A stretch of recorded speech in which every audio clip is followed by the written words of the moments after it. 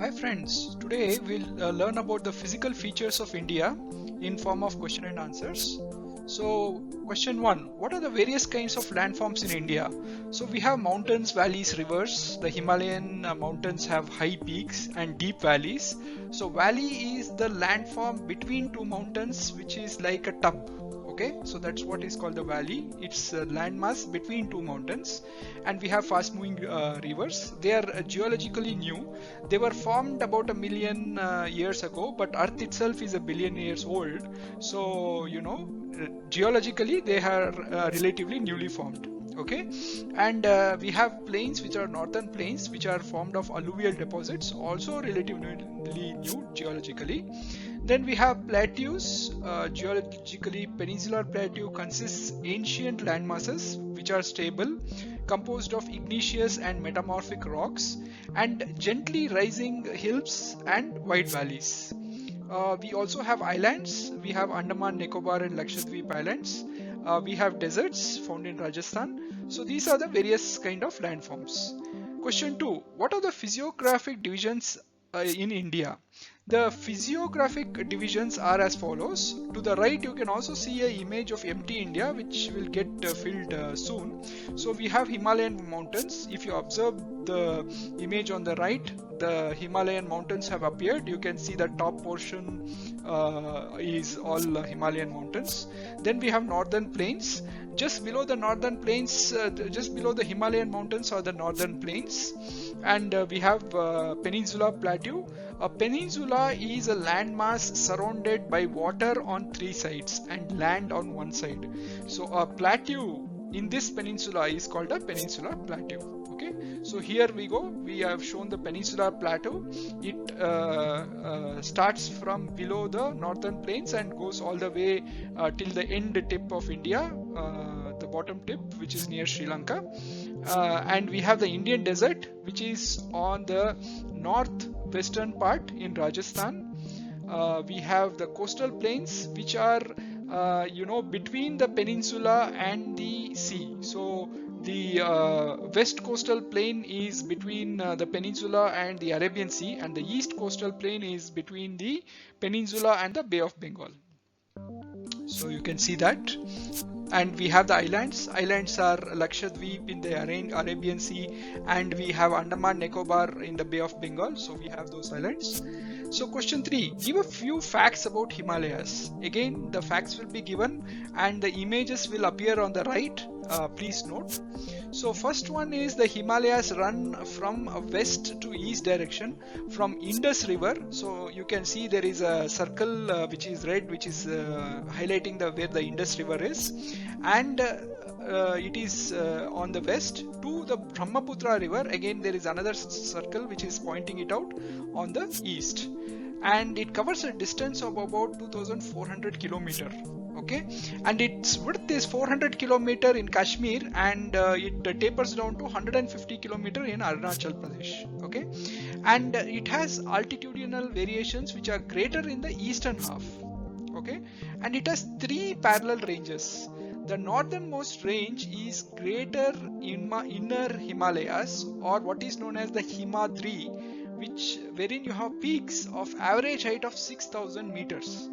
Okay, Mount Everest, Kanchenjunga, all the peaks are in here, and Mount Everest is 8,848 meters high. Okay, but the average height is 6,000 meters. This is known as Great Inner Himalayas or Himadri.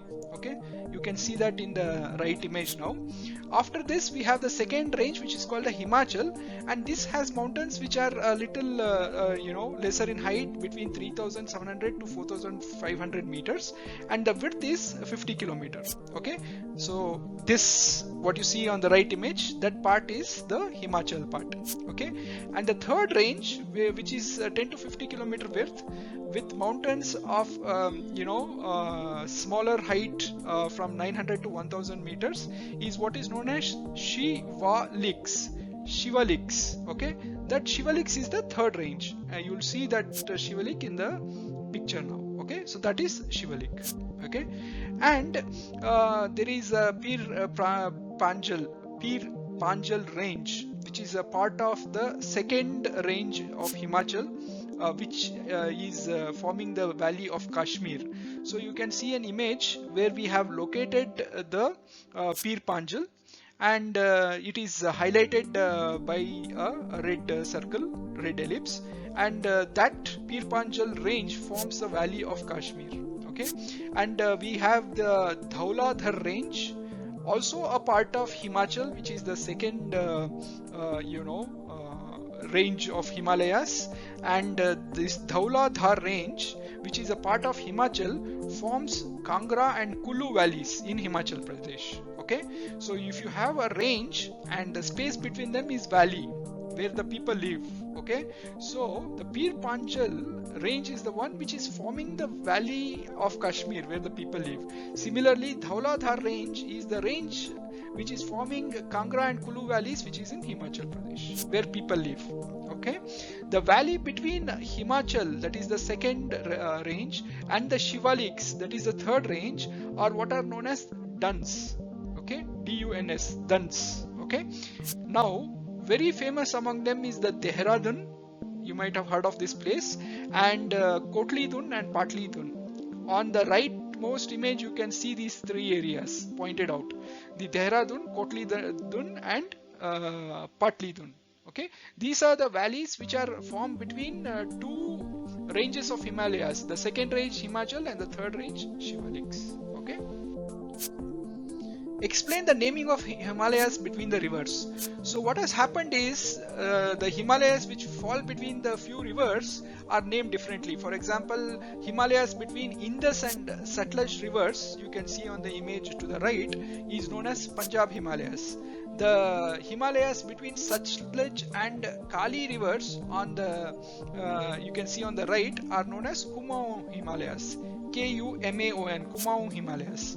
The Himalayas between Kali and Teesta rivers are known as the Nepal Himalayas. Okay, and between Teesta river and the Dihang, which is on the eastmost of India, the Dihang river, this is known as the Assam Himalaya. Okay, this image is taken from www.nextias.com, and we thank nextias.com very much for this image. So the source of this image is from that website. We have taken this image from that website. Give the three highest peaks and their location in the Himalayas. Okay, the answer is the highest peak in the world, which is in the Himalayas, is Mount Everest, which is in Nepal. Right, the Himalayas, part of them are in Nepal, part of them are in India. So it is 8,848, easy to remember, 8848 meters high. Okay, the second highest, Kanchenjunga, okay, is in India. It is 8598 meters, and the third highest, Makalu, is in Nepal. It is 8481 meters. Okay, so the highest is Mount Everest. It's in Nepal and it is 8848 meters high. Okay, what is Purvanchal? After Dihang, the river Dihang, so as you can see, the Dihang is one of the eastmost rivers in India.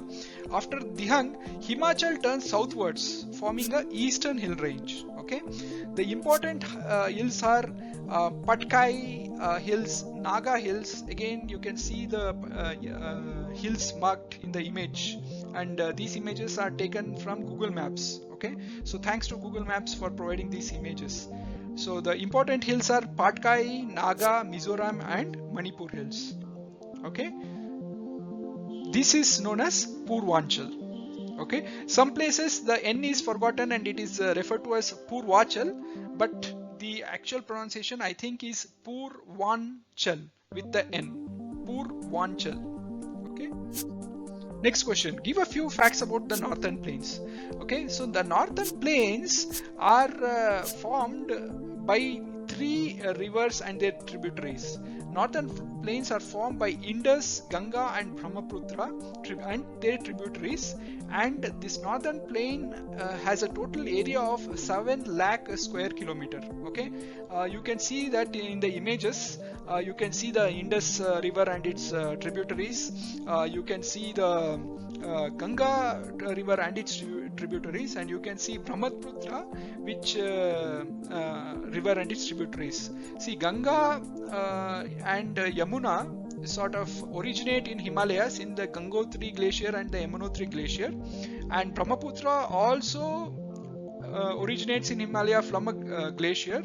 It flows in China as River Sampo, and then it enters India, whereas Ganga and Yamuna enter India and flow out into Bangladesh and then into Bay of Bengal. Okay, now the Indus and its tributaries, all of them originate in the Himalayan mountains in India and China, and then they flow through Pakistan. They come together as Indus River in Pakistan and flow into Arabian Sea. Okay.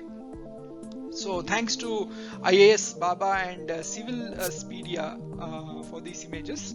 These northern plains formed by these rivers have very alluvial soil deposited by rivers from the Himalayas and very fertile for agriculture. Okay, the Punjab plain is formed by Indus and Jhelum and Chenab, Ravi, Beas and such, which are tributaries of Indus, originating in Himalayas. The Ganga plain extends between Ghagar. Okay, if you look at the picture 2, it is indicated as Ghagra in picture 2. Okay, just to the western part of Nepal, if you can see that. So the Ghagra and Teesta, which is shown in picture 3, which is the easternmost part of Nepal, the Ganga plain extends between these two rivers. Okay, and it covers Haryana, Delhi, Uttar Pradesh, Bihar, partly Jharkhand and West Bengal. Okay, Brahmaputra plain spreads in Assam.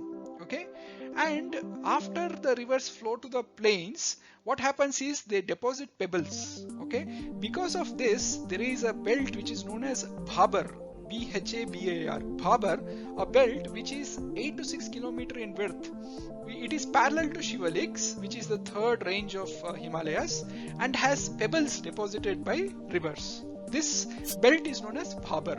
Okay, and after Bhabar, the rivers sort of re-emerge and create wet, swampy, marshy region south of the belt, and which has thick forest, and this area is called the Terai, Terai, Terai. Okay, so this is wet, swampy, marshy region south of Bhabar belt, and it has thick forests.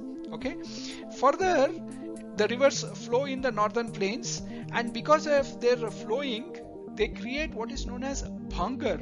Okay, bhangar is terrace-like feature above the floodplains of rivers, which has calcareous deposits.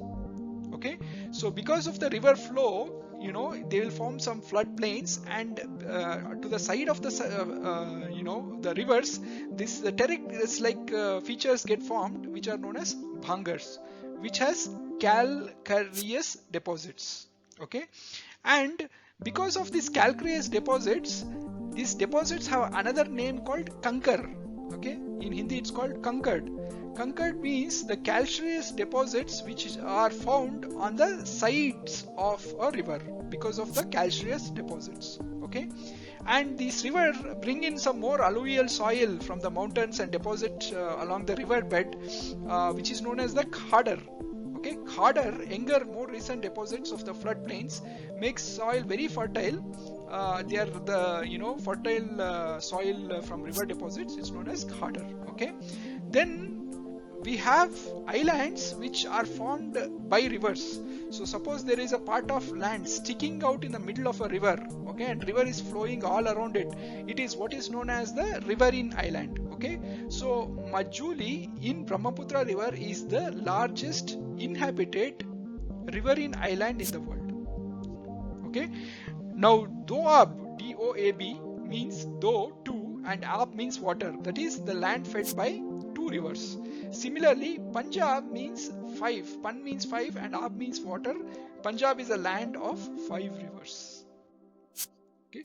Give a few facts about Peninsula Plateau. Okay, the Peninsula Plateau is like a table, right? So if you have a table which is a little bit crooked, you can see that it is top surface will be a little crooked, and the sides will sort of be above the floor, something like that, right? It's like a tableland composed of old crystalline, igneous and metamorphic rocks.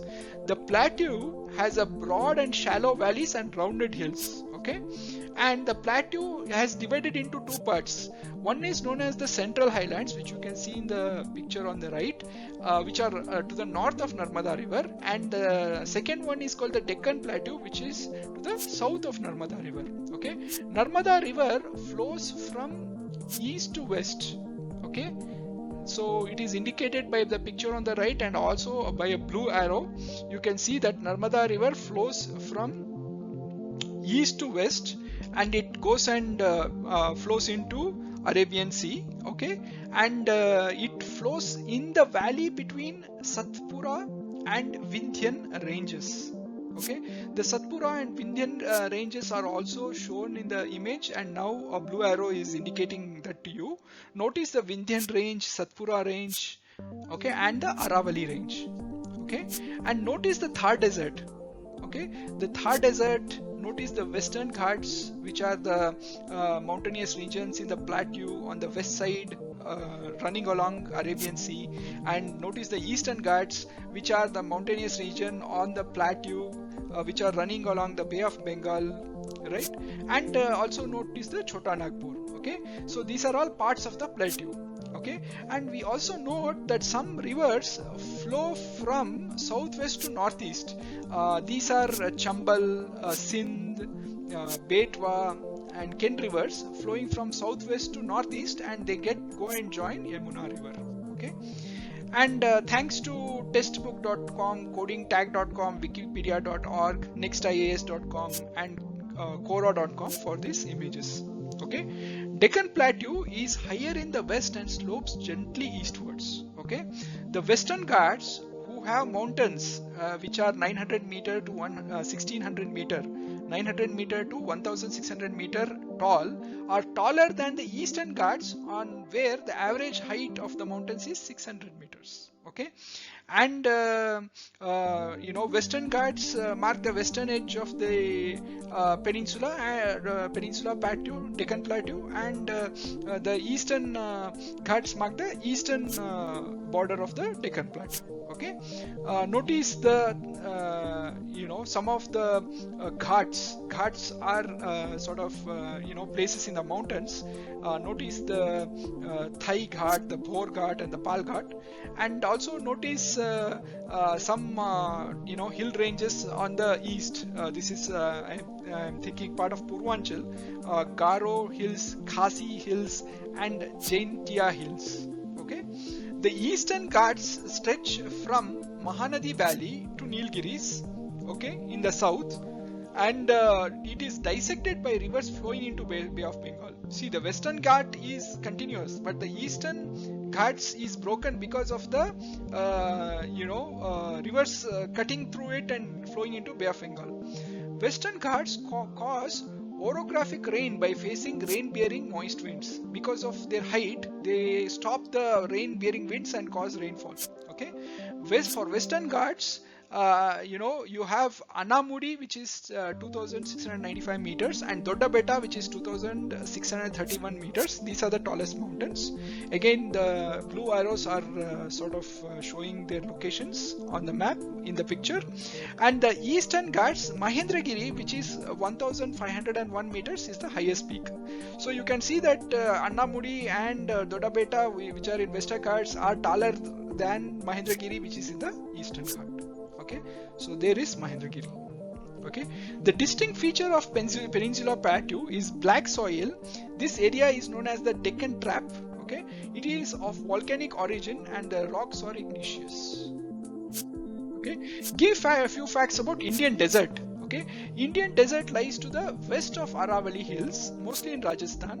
It receives a very low rainfall, and it has arid climate, and it has low vegetation cover.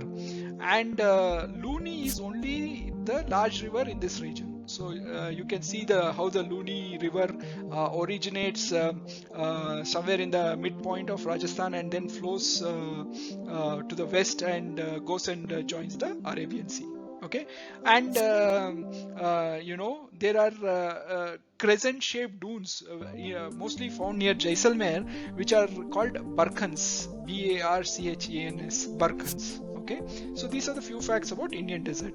Give few facts about coastal plains. Okay, so the Peninsula Plateau is flanked. Flanked means it is surrounded by a stretch of narrow coastal strips along the Arabian Sea in the west and Bay of Bengal on the east. These are called the coastal plains. Okay, the west coast lies between the Western Ghats and the Arabian Sea. Okay, you can see that in this image which has been shown on the right, and it is broken into three parts. The part of the plain near Mumbai, Goa is known as the Konkan plain, and the part which is in Karnataka is known as the Kannada plain, and the part which is in Kerala is known as the Malabar coast. Okay, there are some plains in there are some plains in Gujarat also. Western coastal plains contain Konkan, Kannada and Malabar coast. Okay, the eastern coast is runs along the plains of Bay of Bengal. It is cut into two parts: the northern Sirkar or the Andhra plains, and the Coromandel coast, which is the southern part, which is situated in Tamil Nadu, also called the Tamil Nadu plains. Okay, there are some plains above Andhra also, but these are the two main parts. Okay, the main rivers are the Mahanadi, and you can see Mahanadi flowing into Bay of Bengal near Odisha, right? And you have Godavari, and which is also flowing into Bay of Bengal. It originates in Western Ghats.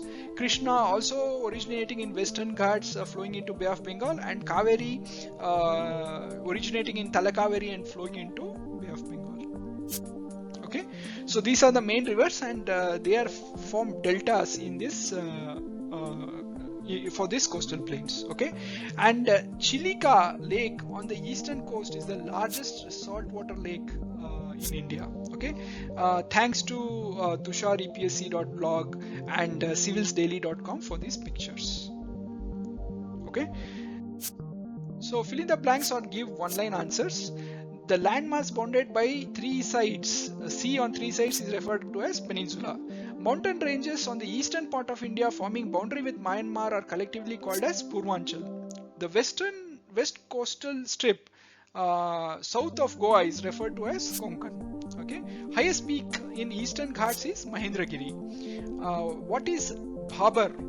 It's a belt 8 to 16 km width parallel to Shivaliks, which has pebbles deposited by Himalayan rivers. Okay, name three major divisions of Himalayas from north to south. It is Himadri, which is at around average of 6,000 feet, then Himachal, which is around 3,000 to 5,000 feet, and then Shivaliks, which is about 1,000 to 2,000 feet. Okay, so these are the north to south ranges of Himalayas. The northmost greater inner Himalayas is Himadri, then is its Himachal, and then is its Shivaliks.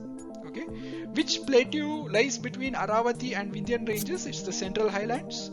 Name the island group having coral origin. It's Andaman and Nicobar Islands have the coral flora and fauna. Distinguish between Bhangar and Khadar.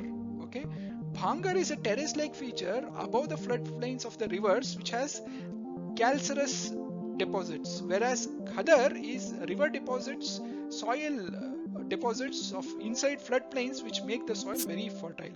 Okay, distinguish between Western Ghats and Eastern Ghats. See, Western Ghats are little taller at an average height of 900 to 1600 meter than the Eastern Ghats, which are at the height of 600 meters. Okay, Western Ghats run along the Arabian Sea, whereas the Eastern Ghats run along the Bay of Bengal.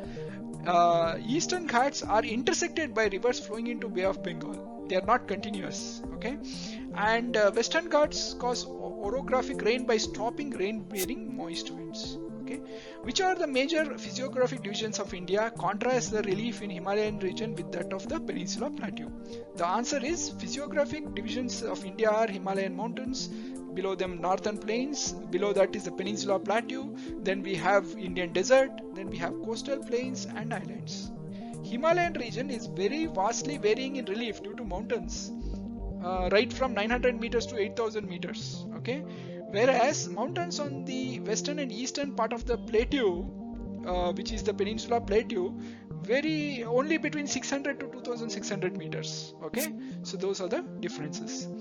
Give an account of northern plains of India. Northern plains of India are formed by the rivers and tributaries of Indus, Ganga and Brahmaputra with their tributaries, and the area they cover is around 7 lakh square kilometer, and these plains have very good alluvial soil deposited by rivers from the Himalayas, and they are very fertile for agriculture. Write a short notes on Indian desert. The Indian desert lies to the west of Aravalli Hills, mostly in Rajasthan. It receives very low rainfall and has an arid climate, and it has a low vegetation cover. Luni is the only large river in this region. Okay, write short notes on Central Highlands. Central Highlands is a plateau to the north of Narmada River. It ranges from Aravalli Hills in the west to Mahanadi in the east. Okay, write short notes on island groups in India.